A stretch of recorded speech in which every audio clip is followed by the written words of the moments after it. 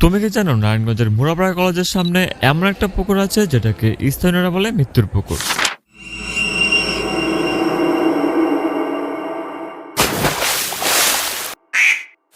সবচেয়ে বড় ব্যাপার হলো এই পুকুরের পাশে দাঁড়ালে মনে হবে কেউ যেন আপনাকে ডাকছে।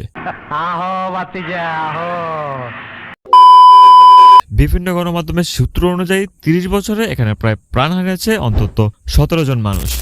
প্রতিবারই একই ঘটনা, গোসল করতে নেমে হঠাৎ অদৃশ্য হয়ে যাওয়া আর ঘন্টার পর ঘন্টা খোঁজার পর লাশ পাওয়া যায় মাথা কাদায় গেঁথে পা উপর দিকে উল্টানো অবস্থায়। এবছরে বন্ধুদের সাথে গোসল করতে গিয়ে শাহিন নামের এক যুবক মারা যান। দুপুর ১টার দিকে ফায়ার সার্ভিসের ডুবুরি দল তার মরদেহ উদ্ধার করে। এর আগে ২০২৪ সালের ২২শে মে নিকুঞ্জ থেকে আসা ৭ বন্ধু মিলে এই পুকুরে গোসল করতে নামে। অল্প সময়ের মধ্যেই তাদের একজন রহস্যজনকভাবে ডুবে যায়। সেদিনও একই ঘটনা। দীর্ঘ সময় অনুসন্ধানের পর পাওয়া যায় তার লাশ, মাথা নিচের দিকে কাদায় গেঁথে পা উপরের দিকে এক ভয়ঙ্কর ভঙ্গিতে। প্রতিবারই ডুবে যাওয়ার সাথে সাথে উদ্ধার করতে গেলে অনেক খোঁজাখুঁজির পরও কিছুতেই খুঁজে পাওয়া যায় না। কিন্তু নির্দিষ্ট সময় পর যখন পাওয়া যায় তখন মাথা নিচে কাদায় ও পা উপরের দিকে থাকে।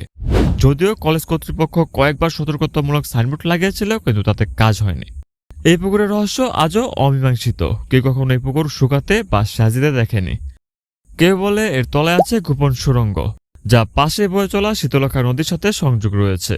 আবার অনেকে বিশ্বাস করে এখানে আছে অদৃশ্য এক টান, যা মানুষকে নিচে কাদার দিকে টেনে নেয়, যেন পানির ভেতর থেকে অদেখা এক হাত টেনে ধরেছে।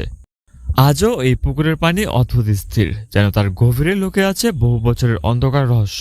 প্রশ্ন হলো, এগুলো কি শুধু দুর্ঘটনা নাকি কোনো অদৃশ্য এক শক্তির ভয়ঙ্কর খেলা?